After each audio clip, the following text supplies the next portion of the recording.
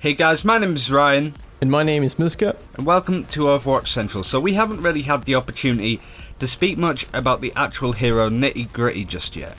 We haven't really done a top 5 in a very long time, so we thought we would combine the two, as we would like to go over how big these general changes have affected how we are personally playing Overwatch, and more importantly, what heroes we're considering to have benefited from said changes.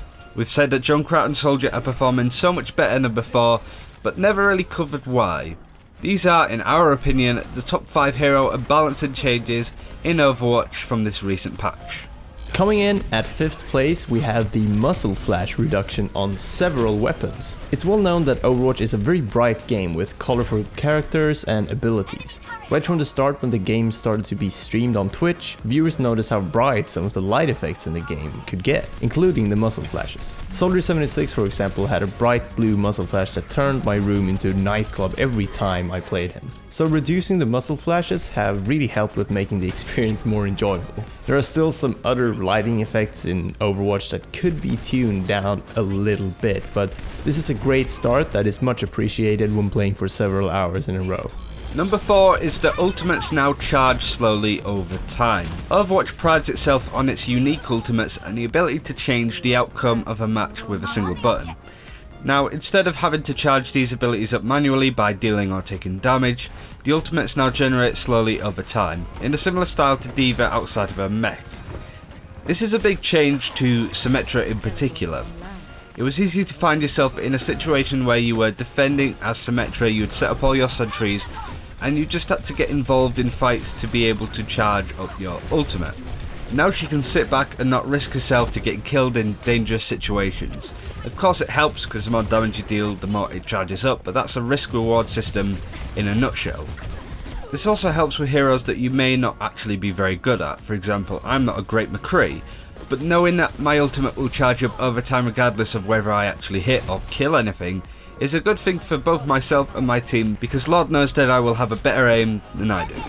On our 3rd spot, we have the change to the reload function. In phase 1 of the beta, it was very easy to cancel your reload animation by accident, thinking it was already completed. This resulted in many unnecessary deaths caused by players being out of bullets when they least expected it. Now the actual reload happens mid-animation. This helps all heroes really, especially Roadhog and Soldier 76. These small quality of life changes is what makes the gameplay a lot smoother and the whole experience a lot more enjoyable. Being frustrated over little things going wrong can eventually result in a rage quit, so I definitely appreciate this small yet needed update. Number 2 is a huge change for multiple heroes. Now shields can be healed up to full as if it was normal HP.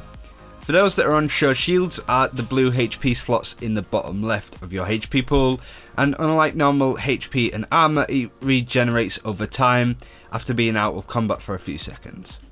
Before this patch, the blue shields could not be healed by heroes like Mercy, Lucio, or even health packs. You could have a Mercy healing you, but only have half your health as a Zarya because your shields weren't regenerating because you were still in combat. This meant heroes like Zarya and Zenyatta were too awkward and weak to use in important games because they just couldn't get their full HP pool up. Now that they can heal up their shield HP with other heroes and health packs, it means that these heroes have a little bit more survivability and can be more useful in huge fights. And finally, at number 1, we have the change to ultimate charge regarding taking damage. You no longer gain ultimate charge from taking damage as a hero. Whilst this drastically changes the playstyle for heroes like Reinhardt, it has resulted in a slight meta shift and heroes like Junkrat doing a lot better than in phase 1. Junkrat used to be a somewhat bad pick since his splash damage from the grenades helped charging the enemy's ultimates, mainly the tanks. Now that there is no trade-off, he's a lot stronger and can be very difficult to deal with sometimes. The individual heroes affected aren't punished/rewarded too much either though.